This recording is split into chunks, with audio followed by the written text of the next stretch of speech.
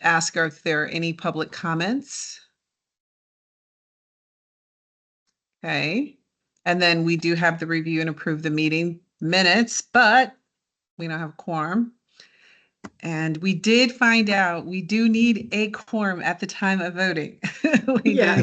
we did find that out. I was wrong. I couldn't believe it. I was super hopeful. Well, I think Chris and I talked about it later. The law must have changed because back in 2008, 2009, either that or I've just been doing it wrong my whole career. So we'll see. Yeah, all those decisions you made, null and void. Never mind. I'm sorry, Sherry. Sorry for sending you down that rabbit trail. I was like, that makes perfectly good sense. Hey, Sherry, can I jump in for a sec? Yeah. Looks like Kip. Kip, could you introduce yourself? Sure, no problem. My name's Kip Morris. I work for a nonprofit called SEDCOR. We're an economic development regional organization that covers Marion, Polk, and Yamhill counties. Prior to working at SEDCOR, I worked in post-secondary education, specifically for CTE programming, and so excited to be here today. Thanks for joining. Yeah. Way was it always a quorum? I loved the idea. It made totally good sense to me. Yeah, that was a good idea. So, Sherry, you're cutting out. Am I? Mic. Yeah. Okay, back to that. This only happens with Teams. Yeah, it really only happens with Teams. Let me change cameras. Let me, okay, how is that? Is that cutting in and out? Is that better? So far, so good. So far, so good, yeah. I took my external camera off. So we'll, hopefully my regular camera doesn't work that well. So you just won't see me. My regular camera isn't the best. Okay. So hopefully you guys can hear me. If you can't, let me know again. We're going to talk about the strategic plan and the WTD bylaws. We're going to talk about WTDB policies. Clay is going to do that. And I'm really just going to give you a very light 2 updates, one about the kick and the other about a meeting we had with departmental heads about metrics. So that is our plan for today. And we are called to order. So Todd, take it away. Yeah, sounds good. Aaliyah, I'm going to share my screen on the strat plan and the bylaws. We had anticipated we have a little bit more people here today. So Kip, this isn't typical, but to Kim's point, you know, it's that kind of time of year where lots of folks are on vacation, out of the office kind of thing. So my guess is that we'll finish early. So I wanted to talk about 2 things today. One, the strategic plan, which we shared and approved at our last full board meeting in June over at CTEC. By the way, Kim, do you know Kip? Does Kip know Oh, yes, you? Of course I do. Okay. Yes. Kip, So, we're in the same building and we work closely. Our 2 organizations work really closely together. Okay, great. Okay. So Kip, I don't know, would it be helpful for you, since we do have a small crowd, it just occurred to me, maybe we could do introductions so you'd have a better flavor for the peeps that are here? Okay. I'm Todd Nell. I'm the director of the Workforce and Talent Development Board. And I'll toss it over to you, Ken. Did you say me, Todd? Yes. Yeah, sorry, Ken. Okay, sorry. Not Ken. Kim. Well, I'm Ken Madden. I'm a little hard of hearing, obviously, today. I'm having some computer issues, but my family business is Madden Industrial Craftsman and Madden Fabrication. And also we have a product line called the Portland Loo, which is a public restroom that we work with the city of Portland on between a licensing agreement between us and the city of Portland to sell those Portland Loos throughout Oregon and throughout the country, actually. And I've been on the board for quite a quite a few years. You look familiar. I don't know if we've ever met. I apologize if we have, but you look really familiar to me.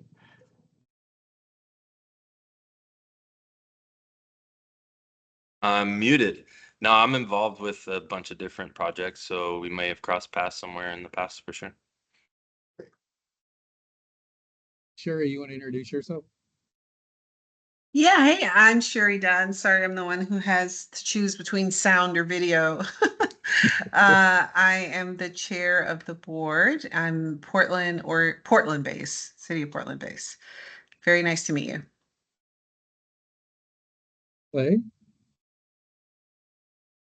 Clay Martin. I am with the Office of Workforce Investments at the Higher Education Coordinating Commission, and I work with Todd and Aaliyah and help support the Workforce and Talent Development Board. And speaking of Aaliyah, last but not least, by far, for sure not least, Hi, Aaliyah Sobolowski. I am the Executive Support Specialist for the Office of Workforce Investments, and I specifically work as board admin for the Workforce and Talent Development Board. awesome. So there you have it, Kip. Hopefully that makes it more intimate and everybody knows each other quite well now. So moving on to the two items I wanted to pull up. One is, again, the strat plan, and the other is the bylaws. As I said, we approved the strategic plan at our June 13th meeting over at CTEC, so it's all good to go. I did make a few, mostly formatting changes to the plan that I just wanted to call out. And of course, every time we update our biennial, in this case, 2025 to 2026 strategic plan, it triggers revisions on our bylaws based on overlap language that are in both documents. So, oops, I almost clicked leave. That would have been unfortunate. There, can you see that? Yes. So this will look familiar to you, as I said, with a few format changes. We still managed to get it on 3 pages, but sort of freshened it up a little bit in a couple of ways. One, we eliminated some of the color coding, which we got feedback after the fact from some board members as being confusing. And then Kim, Ken, and Sherry, you probably remember there was a 4th column that is no longer there around system-wide metrics that we removed. Anyway, this is the first of 3 pages. I'm not going to read this all, but vision, mission, position, and reputation remain the same. We did, as y'all know, incorporate shared values and agreements, which came out of that work group that Sherry and I were in, to really highlight how the WTDB conducts business. Here's that second page that had the color coding. We cleaned it all up and tried to make it much more easy to read. So it does call out the 3 imperatives from our previous plan and adds this important one, as I shared in a staff meeting this morning, and that's around accountability for the workforce system and its leadership. And of course, there's objectives that correspond with each of those imperatives that are here. I'd just like to call out and reiterate these 3 shared workforce goals to gauge success under strategic alignment. And those are facilitating the closing of skill gaps in Oregon's priority industry sectors, 2, hold WorkSource Oregon partners accountable to performance measures, and 3, influence positive youth student outcomes in workforce education and training. So that's pretty much, again, exactly the way it, the language that was in the approved version, just with a little bit of formatting change. So here's the 3rd page that split off the 3rd column that used to be on the 2nd page on board metrics. So there's 18 of them that are listed here that all correspond to sort of 3 different buckets of themes. And those you can see in the parenthetical statements: influence to impact positive outcomes, awareness building toward positive outcomes, and then authority to affect positive outcomes, which sort of corresponds, right, with the role of the WTDB and what piece of that role does that particular board metric tie to. Then the other thing that was added over here is just a status column. So your typical, red, green, and yellow. As I come back, Clay comes back, staff come back and report out on progress over the next biennium, we'll color code those as we have in previous iterations of the strategic plan, just so that you as members better understand where we're at on progress to outcomes. That 4th column, by the way, that was included was the column on more system performance measures and metrics. Sherry's going to talk about this, as she mentioned, a little bit later today, but we removed those and shared at the board meeting that we're going to move those into the metrics task force that is called out here in number 7, and also to a group that Julia is leading at the state enterprise level of different agency mid-management leadership to really lean into articulating performance measures for the system and coming together to produce ultimately a system-wide reporting structure that will report out on those performance measures and other metrics.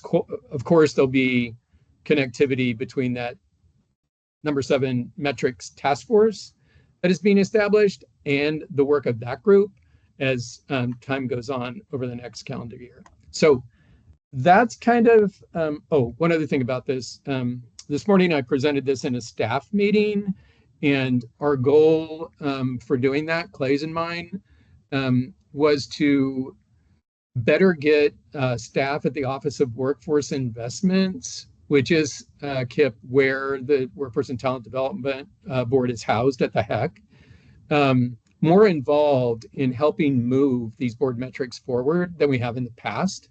I anticipate that in that staffing group, we had folks at the Office of Workforce Investments that are involved in employer engagement, partnering with economic development folks, to your sort of space, Kip, and then other folks that are connected or involved in staffing Future Ready Consortia and registered apprenticeship efforts and youth. So that was kind of a good conversation, and I'm encouraged to see where that might go in terms of OE staff helping with, as I said, driving outcomes on the strategic plan. So before I move over to the bylaws, I'll stop and ask if there's any questions or comments.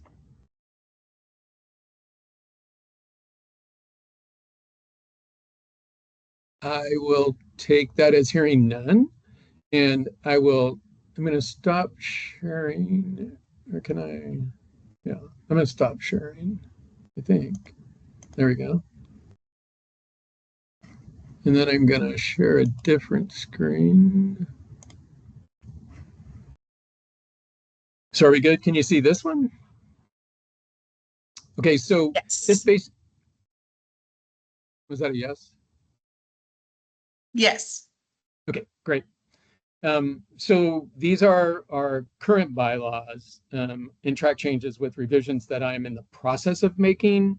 My goal here today for you all was just to let you see sort of the changes I'm making. Some of them are pretty perfunctory, but and then I also have a couple of questions to toss your way. And then thirdly, if there's any conversation you want to have in terms of overall content of the bylaws, happy to open it up to that as well. So to start with, it's just basically we've got these different categories within the existing bylaws that, as I said, need to be updated anytime we update the strat plan.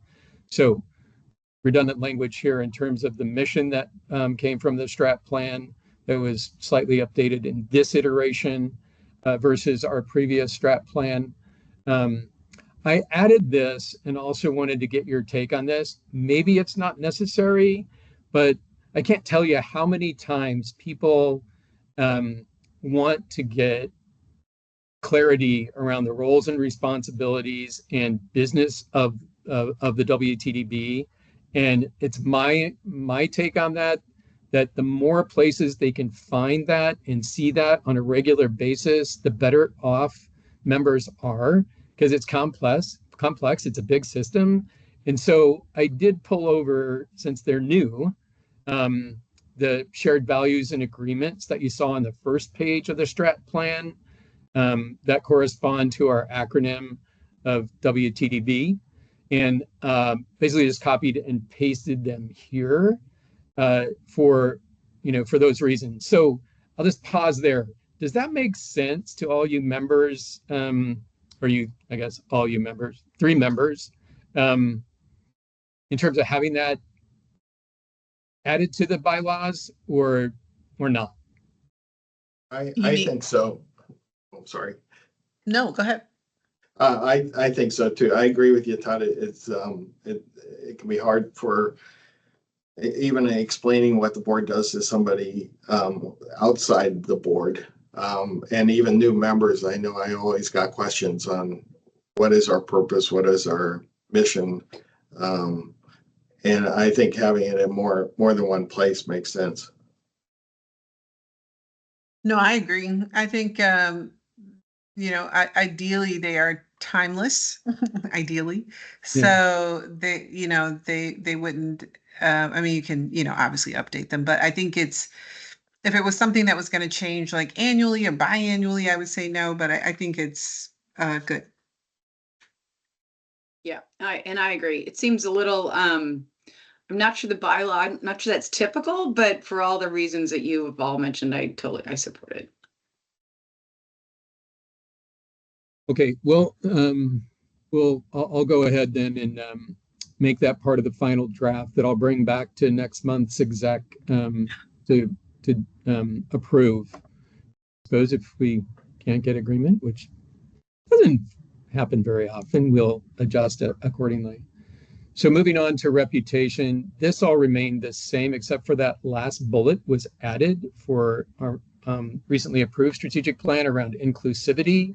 So I've added that exact language.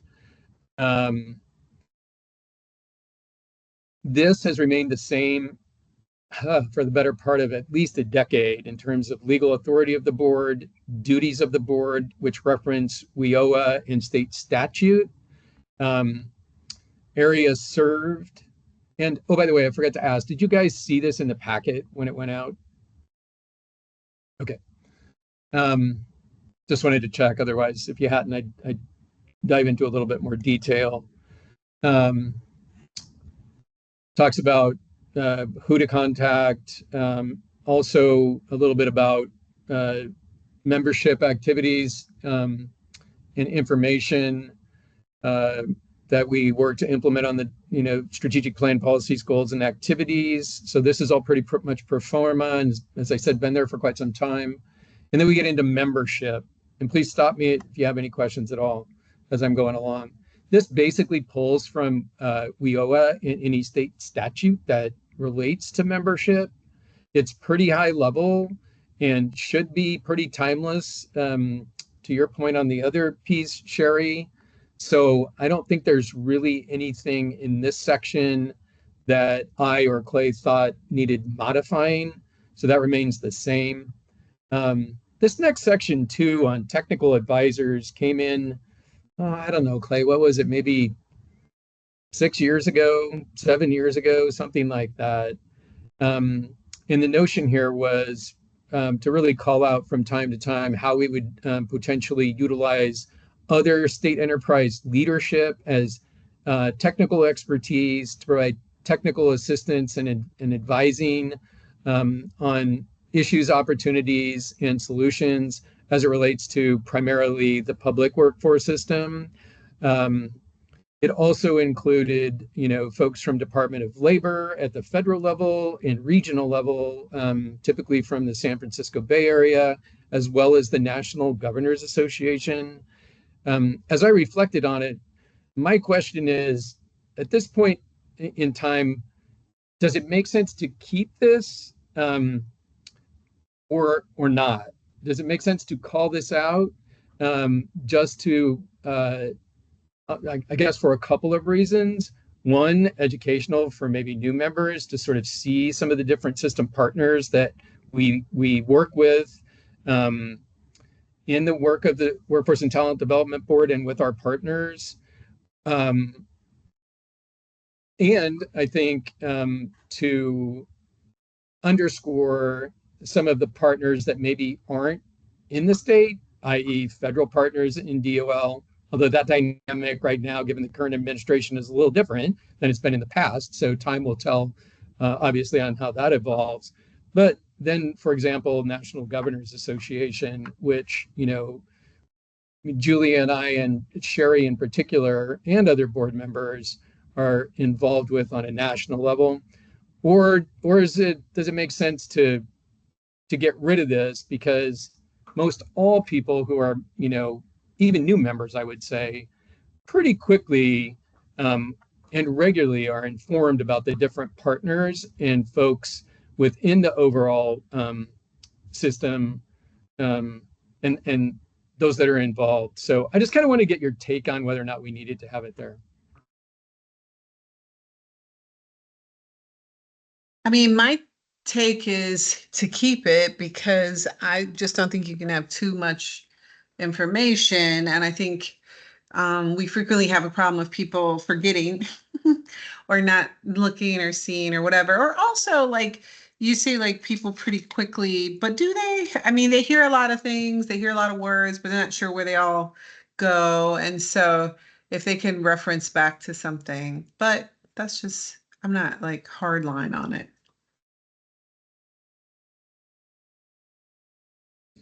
Yeah, thanks, Sherry. The other thing I was going to toss out there is, who's missing from this list? Should it include, should local workforce boards, even though we have representation required on the executive committee and the state board, Kim, should local workforce boards be included? And well, who else is missing if that's the case? Yeah, that's kind of my reaction, is that if you start listing people, you have a greater chance of missing somebody.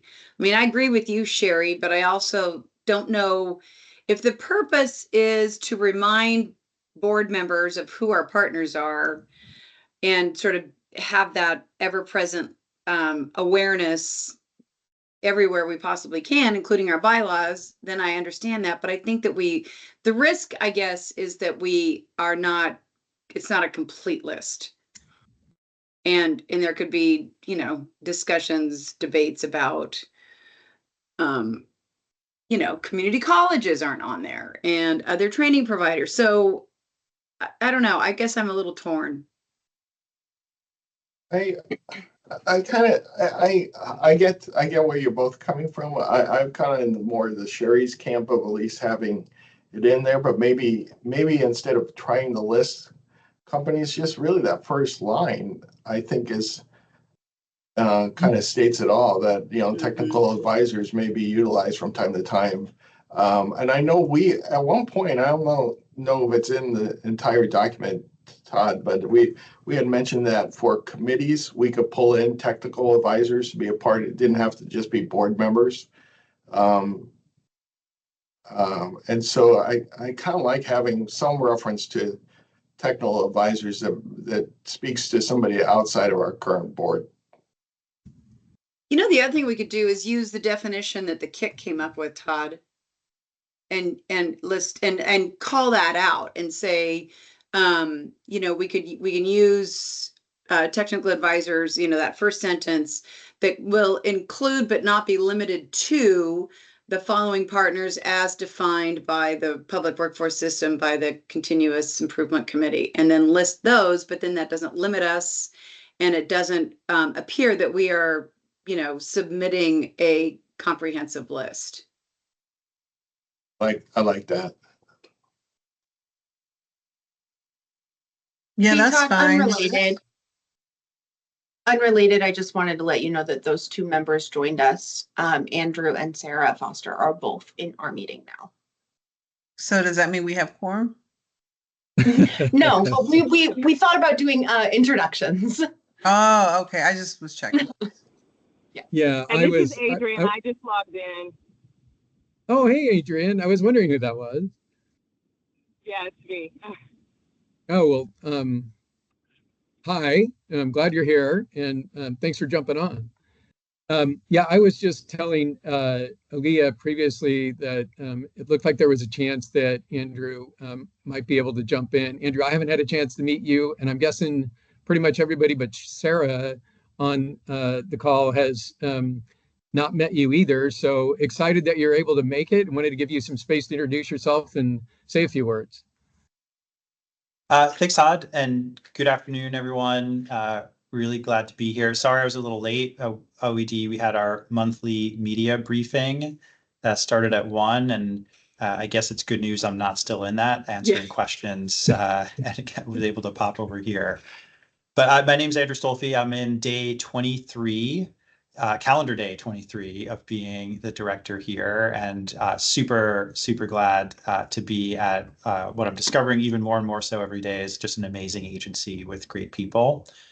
I won't go over my whole background, but I've been in Oregon for almost 8 years now, and spent all that time at another state agency, the Department of Consumer and Business Services, DCBS. I was the DCBS director for the last 5.5 years. And I spent the last, my whole time, so almost 8 years, as insurance commissioner. So before I became director, I was the head of a division of financial regulation within DCBS. So a lot of experience regulating the business communities and being involved in that aspect, and really glad to still have a really strong connection into the business communities, but not as a regulator who shunned at the door, but a partner helping to support them. And personally, I was born out east. I spent a lot of time in Chicago, and I lived overseas for a while. So I've been around and seen a bunch of things, and I'm glad to call Oregon home now. And I can say, so you all know Sarah. She's been around. She's got 3 different letters after her name right now. So after I agreed to take the job at Employment, I decided to create a new position of chief of staff. It's a deputy, co-equal to the deputy director. And will does have all the workforce development research stuff underneath it. And then I asked Sarah to come join me in helping to lead that work for good reason. She's got a lot of great experience in it. So really thrilled to have Sarah as a partner in this work. And the deputy director role, you may have known Janine Beatrice was a longtime deputy director. She left to go to a different state agency. And I promoted Karen Madden Hummelbaugh, who was the paid leave director, to the deputy director. So we've got that's it. Those are all the changes that we're making. We'll have to fill the paid leave role permanently. But other than that, that's our key core executive team, and we're really eager to get to work. And I'm really eager to get to learn more about what the board does and how OED is a part of it. And I believe I'm familiar with the letter the governor sent, kind of asking the board to dig into some other stuff, and really want to be helpful in that as well. So thanks. Yeah, thank you. That's a great download. We're excited that you're here. We were sorry to lose, in full transparency, David Gerstenfeld. He contributed for many years and was very engaged in the work of the State Workforce Board. But again, glad you're here. Glad that we still have Sarah in the fray.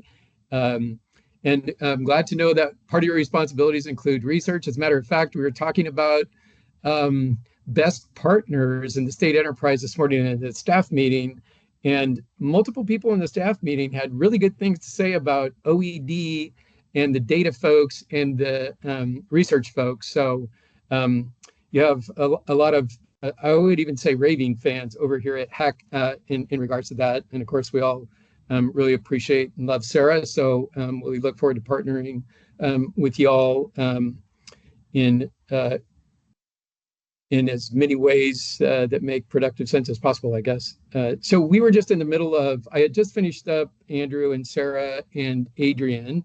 Don't want to forget you. It's I don't know you as 806-544, but now I'm starting to, Adrian. Anyway, we were going over the recently approved strategic plan with a few very minor changes. Like I would say 95% of those were just format changes. And we had just shifted to the bylaws, and we're, I don't know, about halfway through those. Every time we do an update to the WTDB strategic plan, which is biennial, and the one that we just approved, it's a little bit late, but covers, just so you know, Andrew, 2025 through 2026. It triggers an update to the bylaws because there's common language between the two. So that's sort of where we are. I'll go ahead and share my screen. And we were just talking about this particular section 2 under technical advisors on whether to keep it or leave it. And I think there was energy around keeping part of it and nixing part of it. And Kim, I think, had a really good idea that she just provided, which was to take that first sentence and add to it the definition of the sort of public workforce system or WorkSource Oregon that we came up with in our work around that in the Continuous Improvement Committee, and to just sort of add to the end of that first sentence, staff from the following consist of state agency programs and maybe other partners to include but not limited to those defined as WorkSource Oregon by the Continuous Improvement Committee. So I think that's sort of where we left out. Those weren't the exact words, Kim, that you used, but I think it was close. Close enough. Yeah, that And sounds great. Staff is happy to work. I'm happy to work on that and bring that back, if everybody's in agreement with that, to the August meeting.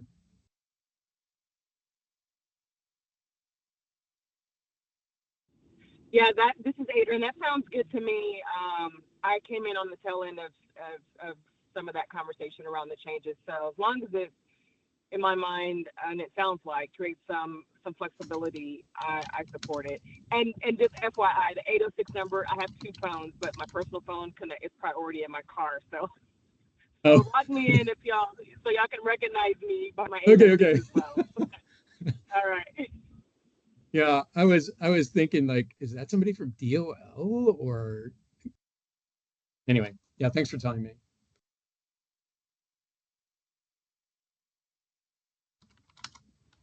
Okay, great. So moving on to the next comment here, technical advisors shall serve as resource for members by contributing expertise. Yeah, I think we could potentially leave that in there. Then again, it's kind of obvious, but I'll leave it in unless somebody says strike it. Okay, leaving it in. This talks about terms of office. Again, it's ever since I've been in the role, it's always been 3 years, but at the discretion of the governor's office. If the governor's wanting for somebody that's interested in re-upping and reapplying to continue, that can happen for as long as the governor is okay with that. So again, anything that doesn't have track changes has been part of the bylaws for many, many years. This gets into the officers and duties, Article 3 of the chair and vice chair. It also, sort of to your earlier point, Ken, but in a little bit different way, the chair and the vice chair can appoint other officers as the business of the WTDB may require, including co-chair or co-vice chair. For example, with our Workforce Readiness Committee, Ann Mercereau appointed Charlie Hopewell, who's a member of the WTDB, as one corp chair, but then brought in Tom Goodhue, who's the executive director of Advanced CTE, who is not on the board. So you've got one board member, one non-board member, but the juxtaposition of the two she thought was a good idea and strategy to further that work. This speaks to the duties of the chair, and again, can appoint members of the WTDB and workforce partners to serve on committees and task forces.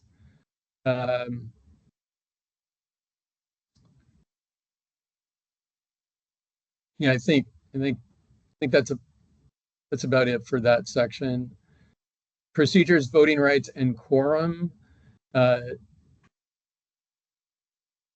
This speaks to that on regular meetings. It also speaks to something that we, like many boards, struggle with. Some of the board members are really good about this in terms of giving 24-hour notice, like Ken, like Ann, Sherry, Adrian. I mean, I think everybody on here in terms of members has been very good about this. Some not so good about it, but right, just professional courtesy and process to let us know that if you're not going to be able to participate.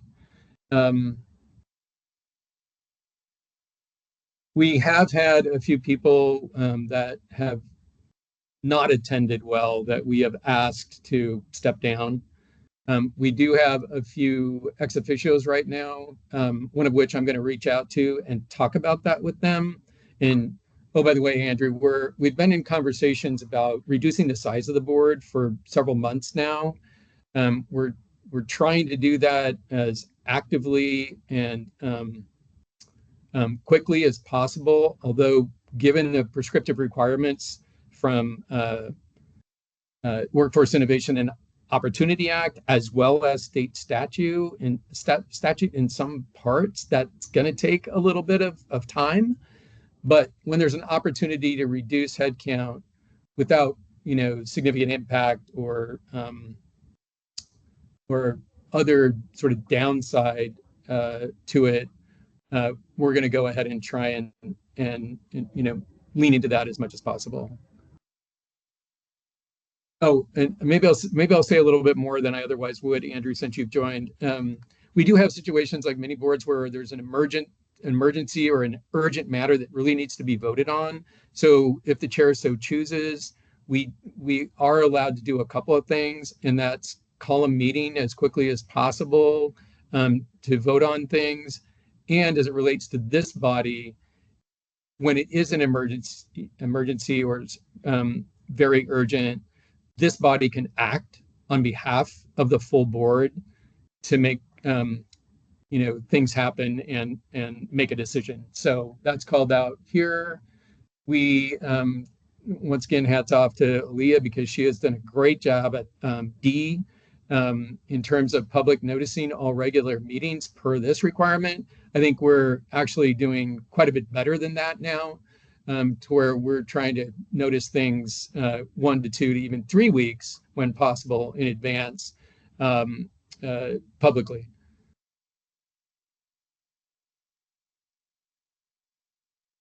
This is all pretty typical stuff. Can I ask a quick question on the proxy voting or voting at section 2? I think it's section 2. I think it was. Back up here. Yeah. Oh boy. I'm sorry. It moved and I lost track of it. Anyways, it talked about voting, and that the proxy voting was not allowed except for the designee of the governor. And I was just kind of curious if there's a reason why it couldn't be allowed for other members of the board. If there's, is that WIO that's preventing that, or just the governor's That's a really good question, Ken, and one that I haven't dug into for quite some time. I think it might be mentioned in either statute or WIOA, and that's the reason it's there. But I'm happy to flag that and check on it and then report back to you at the next August meeting. Does that sound good? Yeah, the only reason I mention it is I know we've had sometimes with the quorum where we just didn't have it. I can see it becomes a slippery slope where people just start sending proxy as opposed to attending themselves. Right. But Yeah. I think if the proxy was written up, I am on a fiduciary board and we have a very stringent policy when it comes to using a proxy and how it can be used. And so I think there could be some wiggle room and maybe make it easier for board decisions. Well, the question, Ken, is going to be legally what the state says, primarily for transparency, open meeting, and a whole bunch of state reasons.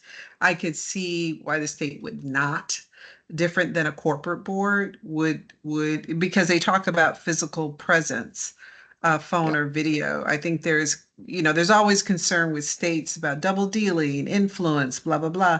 And so once you start handing over your proxy for a vote, I mean, I don't know, but Todd, you can find out, but I would think that might be part of the reason. Yeah, no, it's a good point. I'm just kind of curious. It's been an issue on a few of the other boards that I've had, especially the one fiduciary board. And so we kind of dialed it down to not as restrictive, but also not just opening the door to anything too.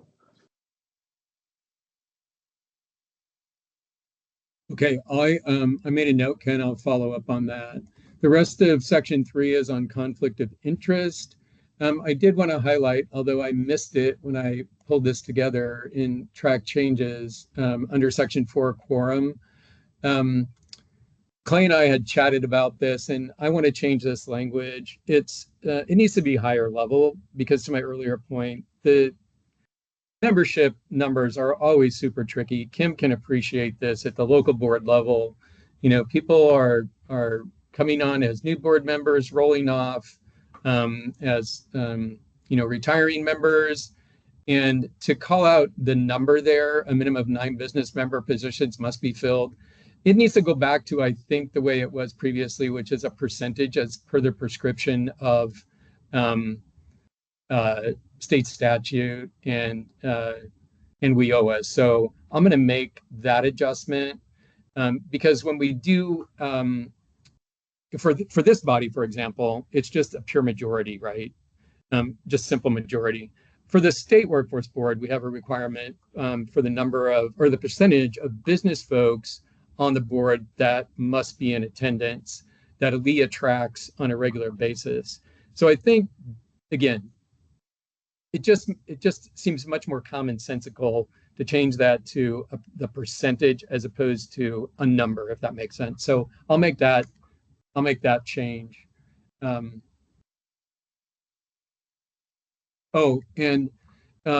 Just so, I don't know if you know this either, Sarah, but and I don't know how often you'll be attending, but maybe just so you know, during COVID, we figured this out. We were hoping that public meeting laws would potentially change and allow a vote by email, because sometimes it's just really tricky and we need to get a decision made, but still it's not allowed. So that said, we can still obviously convene folks now and could then virtually and make a decision. We just can't do it by email. Just, fun factoid or sometimes frustrating factoid. Just a thought. I know, Todd,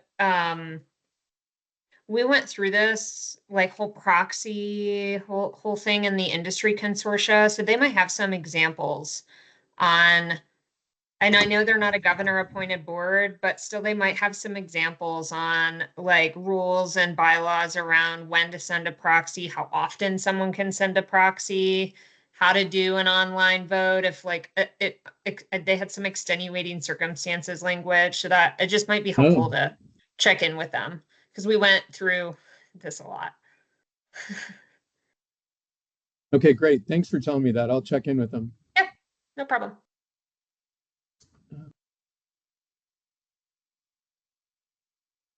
Great. Committees, this talks about what I just said in terms of, oh no, this talks about makeup of this exec committee. So we have one labor member right now. We have one chief elect, oh no, we have two. This is community-based organizations. We don't have Sarah. Well, Sarah means sort of, yeah, that'll be Sarah from now on, right? So I'm just curious. Are you thinking that from time to time you'll attend, Sarah, or what are your thoughts so far? Which there's not, Sarah Means is not here. I am here supporting Andrew right now, and I think we're still determining how we divide responsibilities. And so I'm in my capacity, of course, right now with employment department supporting Andrew. So we'll determine moving forward what that looks like. And Sarah Means is the new workforce Right. economic development advisor. There's something that changed there. Yeah. And I believe she will be attending on behalf of the governor's office. Okay, great. Thank you. So this one, I don't know, Kim, I'd like to get your take on this. This is taking a little bit longer than I thought, but I think this is kind of the last one. Section 1B, staff from Department of Human Services, Workforce Programs, and a representative of the local workforce development boards. You're already here. I mean, I take you as that rep, right? Shall be invited to agree. Yeah. Yeah. Yeah. Okay. Because you wouldn't want someone who's not on the board, right? I mean, right. We could say that, but then again, as I was reading through this, I was like, they're public meetings. Every staff to every local board could attend if they wanted to. Yeah, that's a very good point. Right? Yeah. Yep.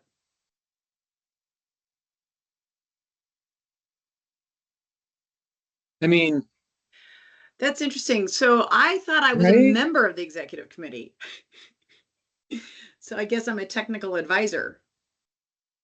No, I think you're a member of the executive committee. Okay, so then this is referring to other people. Yeah. I see. Yeah, that does seem redundant. I could go back earlier on and just say something, that these are around sort of public meeting law, right? And that anybody and everybody is encouraged to attend, that, participates in the public workforce system as partners, public-private citizens. I mean, something sort of general like that. Yeah, it feels redundant to me. Right? Ken, does that feel redundant to you, Sherry, Adrian, Andrew? Yeah, that feels right to me. I mean, I don't have any other thoughts than what's been expressed on that. I mean, do you need the language? But, people like formal invitations.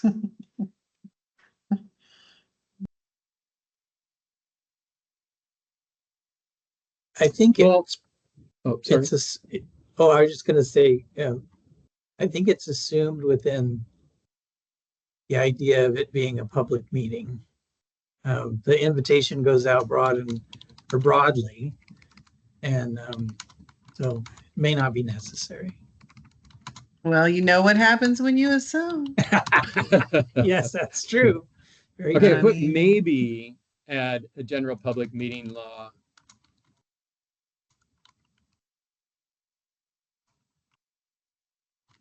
Okay, cool. So that's, we talked about that, simple majority. This gets into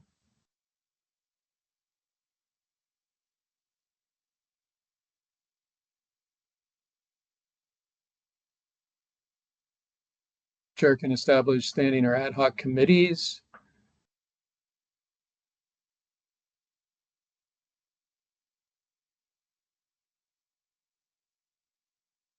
Now this, I'm pausing here, standing or ad hoc committees.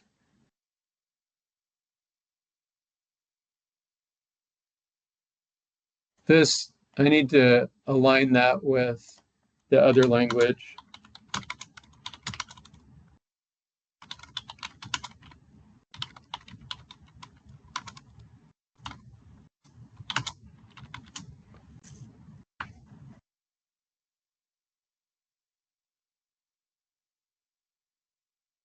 Oh, it's right there. Okay. I'll fix that. Yeah, I think that's it. So thanks for letting me walk all the way through that. I know it was a little bit detailed, but I appreciate all the comments and feedbacks. If there's anything else, I'll give one last bit of space for remarks, and then we'll move on. Anybody, any sort of parting final comments on this?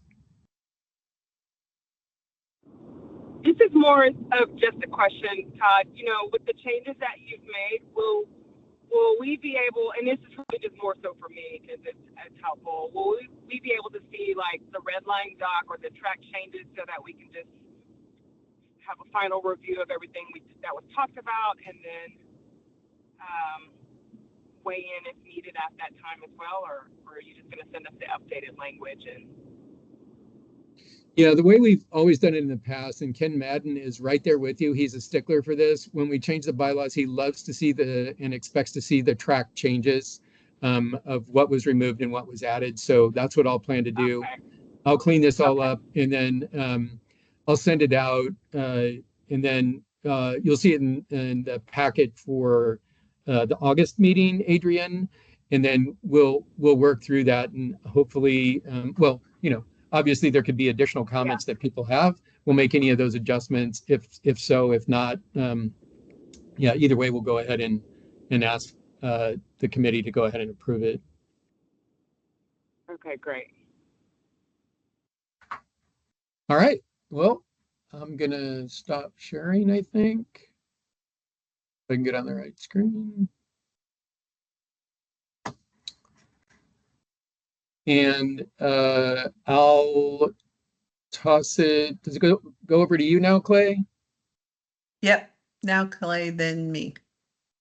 Yes, but Oh, I have and Clay, I have just one quick point of order. For those who just joined, I had to choose between video and audio. So that's why I'm not on video. So it's Sherry, the chair. and I have a point of order. Sherry, Todd, since we don't have quorum, and these policies need to be approved, and I'm going to bring them back identically to the August meeting, along with an additional policy. Perhaps we just punt this item to August, or do you want me to go through it today, Todd? Well, I have a question. We need 7, right, Aaliyah? 1, 2, 3, 4, 5, 6. I'm counting Sarah Foster because of that transition. Is it possible to have you? No, okay.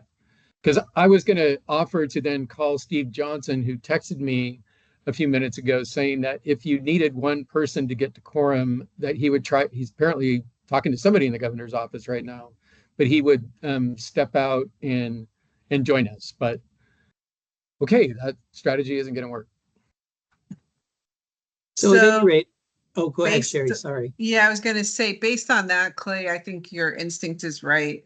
Rather than have you repeat it twice, unless people just want to hear right now. I mean, I don't want to, but you know what I mean? He is going to have to repeat it to get the quorum vote. So any objection to that? Nobody wants me to repeat myself. But it might be a motivational speech sort of thing, Clay, right? Well, one thing we know, I am not a fan of busy work. I don't care for it, don't like it. So I'm not into making people do busy work. So if we are gonna move that over, we can go ahead and do that. Okay, thank you. And I will bring it back in August along with hopefully one additional policy for that meeting. So we'll end up with 3 instead of just the 2 for today. Okay. All right. Well, then I think it's now on to me, right? Yeah. So I don't have a ton to add, actually. My updates, one of them is on there regarding the KIC meeting. We had a meeting of the Continuous Improvement Committee with Chris Latimer, Andrew, Paul, Brent, and Susie, myself, Heather, Aaron, Magdalene, Todd, Aaliyah, and Clay were all there. I'm looking at the minutes. And, we were there to basically talk about the governor's letter and, how it came to be, came to us. And its calls for a sharpen a focus on metrics. And the KIC has done a lot of work. And we didn't want to say that that work was not valuable or that they weren't important in this next kind of sharpening of metrics. However, we did talk about, having a separate potentially committee that focuses on the metrics as described in the letter, which does not mean that the KIC would be unable to do its work, right? There was good conversation. Several people talked again about the longstanding challenges they've had in accessing comprehensive data and how it's important to have integrated performance data across agencies. We talked about things like the need for wage and payroll data to track outcomes meaningfully. And, there was some concern about the timing of the letter. And I talked about this as a potential opportunity to demonstrate the board's value and influence, how systems can be improved. So the long and the short of it is that the KIC is a valuable and called out part of what we do. And we also, and in addition, we want to have this metrics committee that also works to implement, some of the things as Todd talked about before some folks got on the line, like we move some things out of that strategic plan. And in addition to that, we did have a conversation set up by Sarah Foster, I believe. I think you set up, Sarah, where we had myself, Sarah, Donna Llewellyn, Jim, is it Fair? From Far, the employee, yeah. It's far. From some people don't pronounce the P, so it's really difficult. Jim Farr from the ops manager from employment department. We had Keith Ozols from Vogue Rehab. Jonathan Scriminti from the Commission from the Blind. Heather Desart from Northwest Oregon Works. And Julia from the HEC. And really that conversation was about how to, work with the agencies to address some of the things we talked about in the KIC, which is making sure that the data comes through, that the data is accessible, that people are getting what they need. And so that was a very, I think, a good discussion. And some of the follow-up from that discussion is that group is going to put together a memo with each agency or program within the WIOA funding, talking about the ways they're currently reporting performance.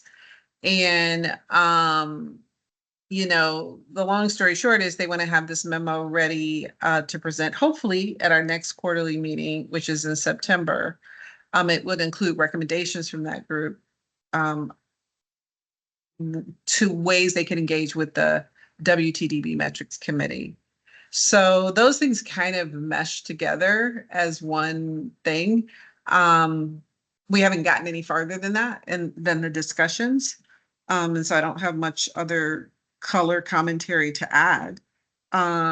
if anybody else was there would like to, give input, I'm totally open to it.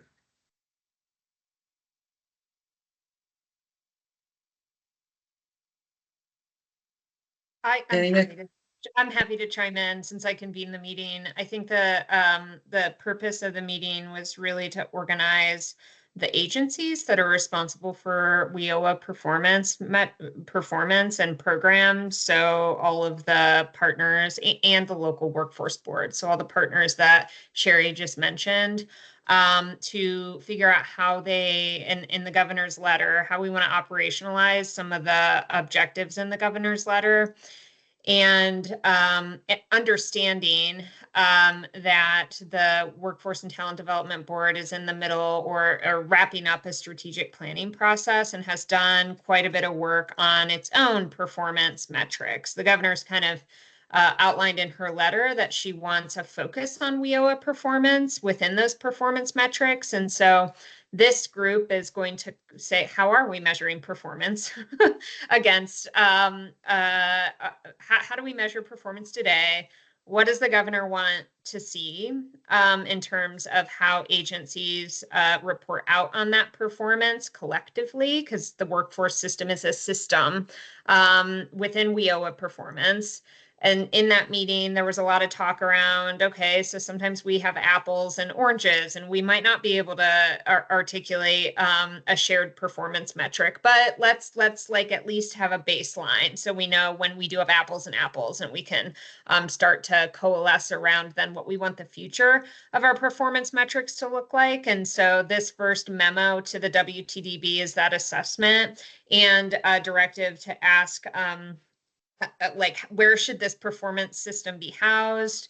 A lot of talk around employment has things in place already, but is that the right place? I think just from that meeting and what I understand the governor's intent to be is let's think about the resources that we have when standing up this performance system.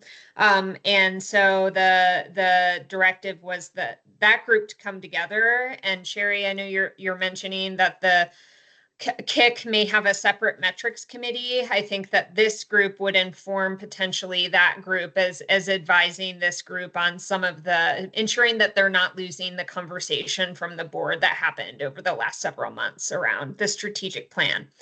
Oh, yeah, sorry, just to be clear, I didn't mean that KIC would have a separate, I meant the WTDB would have oh, sorry, just to be, sorry. Yeah. Thank you, Sherry. So that I just want to chime in as that was the purpose of the meeting as it relates to the governor's letter, and then it relates to having something ready for the full WTDB in September. Just that we have like how does each program track performance and where are the gaps and where do we need to go? Thank you. Any questions about that or anything? I know Kip is like, what is all this? It's not completely all Greek. Yeah, I've worked at post-secondary education for a while and helped deliver some programs. So a little bit familiar territory for me. Good, great. Can be a little bit like a fire hose of words and acronyms and whatnot. So that's kind of where we are on this almost 100-degree day here in Oregon, or in Portland anyway. I don't know what the weather is where you all are, but it's quite hot here. And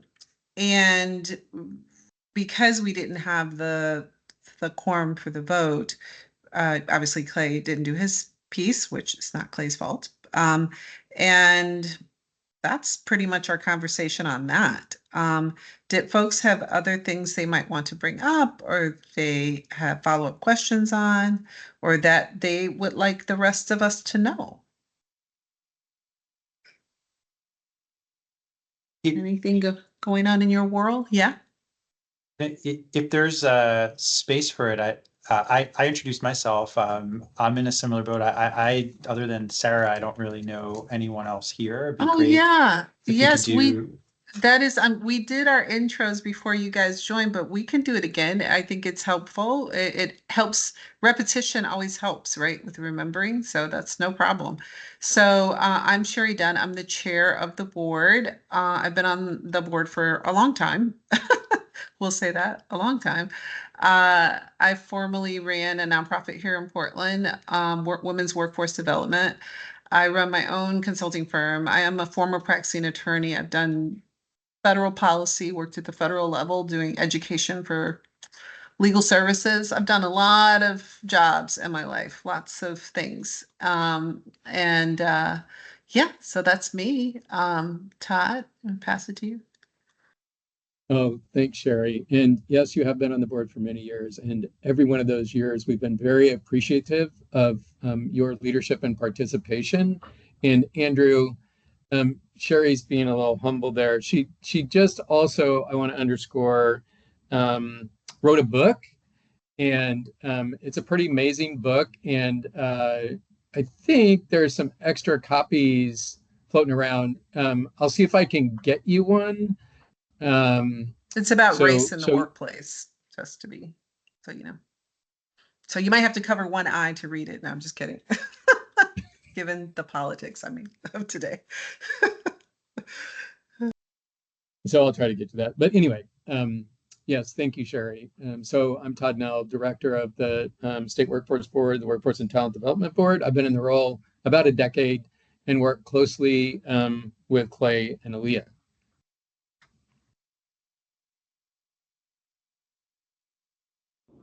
Okay, I'll go. I'm on the phone. This is Adrian Bennings, and I am the president of Portland Community College. I've been in my role at the college, 3 years, and so I've been a member of the board almost just as long. And I'll go next. Hi, Andrew. I'm Kim Parker Jadenis, and I am the Executive Director, CEO of Willamette Workforce Partnership. So we are neighbors. We're right down the street from you. We serve 4 counties in the Mid-Valley, Lynn, Marion, Polk, and Yamhill County, one of the 9 local workforce development boards. And I have been on the board just about a year and am representing those 9 workforce boards and look forward to getting to know you. I'll go next too, if that's okay. My name is Ken Madden. My family owns a business called Madden Industrial Craftsman, which is an industrial staffing company. We currently operate in 8 states. And I'll give you a little bit of highlight on what's going on in hiring in the staffing world, because we are kind of the I call it the frogs of the economy to some extent. I know we've heard a lot of negative news on hiring, at least in Oregon lately. We're actually seeing an uptick, and I'm hoping to see that continues. So we are seeing some positive signs just recently. I mean, our numbers are tracked weekly. So, if I was to look at the last 2 weeks, there's definitely been an uptick. In the other states as well, but Oregon is actually showing a pretty good positive sign right now as well. And then in addition, I also have a steel fabrication business called Madden Fabrication. We've done projects like the Crater Lake Lodge remodel, the Tillicum Crossing Bridge across the Willamette, and that's starting to see a real uptick as well. And that's also a very beginning part of a lot of the construction jobs that go on, because we do a lot of structural miscellaneous.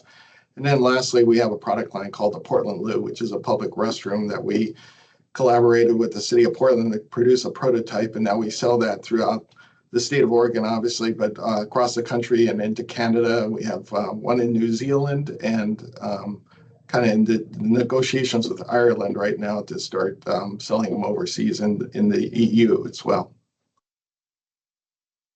Oh, and I've been on the board. I don't even know how long, quite honestly. I know it's at least 12 years, but I've always been appreciative of this board, and I'm very proud of the job that Sherry's doing as chair. She's, I think, taken us to a whole nother level. So That's so sweet. Thank you, Ken. that's true.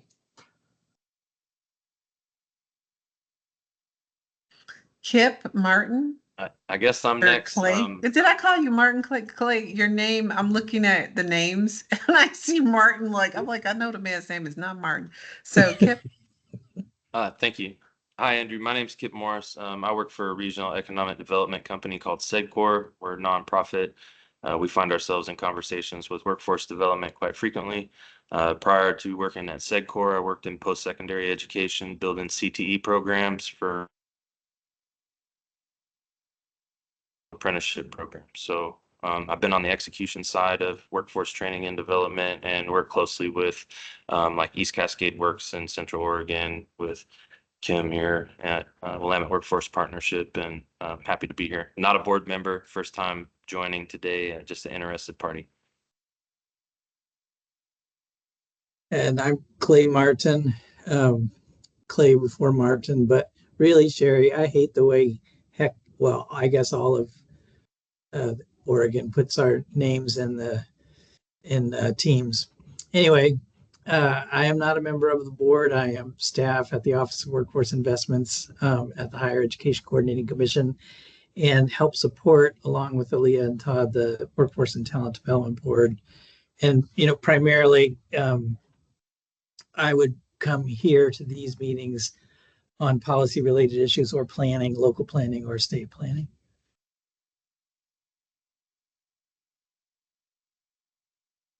And that leaves me. My name is Aaliyah Sobolowski. I am the Executive Support Specialist for the Office of Workforce Investments, so also staff at the HEC. But I specifically support the Workforce and Talent Development Board and keeping all of that in order. It's good to be here today. yeah, I think, and on the full board, there are obviously a lot more folks, but this is part of this committee. We don't have a quorum, so that means there are a couple of folks missing, but we've had such a great relationship with OED and really have appreciated the input and support for our work. So we're, excited to see that continue. Yeah. So anything else? Anything else, as Anne would say, for the good of the order? Any other questions, things you want to share? Todd, you look like you got something, Todd. Yeah, just really quick. I was just thinking of things Andrew might want to be interested or to know, and maybe you already know, but there's some work happening behind the scenes to try and pull together a workforce leadership convening. This is sort of the brainchild of Rep FAM. And we're sort of targeting the 18th, 22nd, or 25th of August. And convening some folks from state legislature, federal legislators, local workforce board, directors and members, as well as WTDB members over at the Chemeketa Center for Business and Industry to really come together, break a little bread, and better understand what's happening at the federal, state, regional, and most importantly, I would say local level in terms of challenges, opportunities, and then having conversations, either breakout or full group discussion around solutions. And Rep FAM is really excited about the opportunity for those to potentially inform workforce legislation and policy come the next few sessions. So just you probably saw an email to that effect, but I think we've gotten pretty good response to Aaliyah's doodle that she sent out. 35 people have already responded. Of course, it's that time of the year, Andrew, where people are on vacation and traveling and such, just like we are experiencing with attendance at this meeting. But so far, that's kind of encouraging. We don't typically get that many folks responding as quickly as we have. So more to come on that if it does come to fruition. And hopefully you and or a proxy might be able to attend in the event that you are busy. So thanks. That's all I had, Sherry. Sherry, could I ask one question on Sarah? Of course. Sarah made a comment earlier about the new policy advisor, and you, maybe I'm reading way too much into this, but I heard you mention economic development in the title along with the workforce development. So is that an additional focus now? Because quite honestly, it makes me really happy. I know Todd's probably happy to hear that as well, because I think for some reason, economic development has been kind of a left out component to workforce in the past, I think. And I'd love to hear that the governor's starting to bring a focus on that, if that's the case. I will not speak for the governor's office in this capacity. I will say that Sarah was doing economic development work as the semiconductor chips manager before taking onto this role and is leaning into that expertise. But when she joins, she can speak a little more to that connection in her portfolio.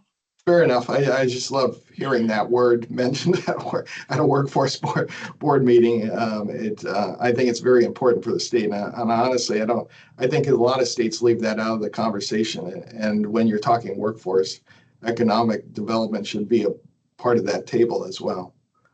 Absolutely, especially nowadays. It's Well, so much. Yeah. And correct me if I'm wrong, Sarah, but your predecessor, Vince, was the policy advisor for economic development and workforce development, correct?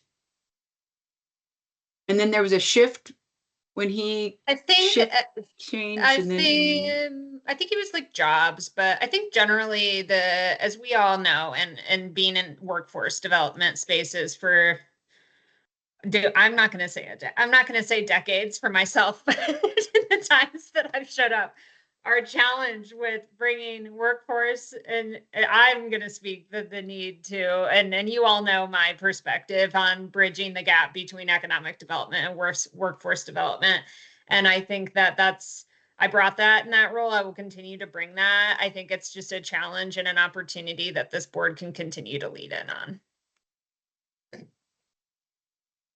All right. Okay. Anything else? All right.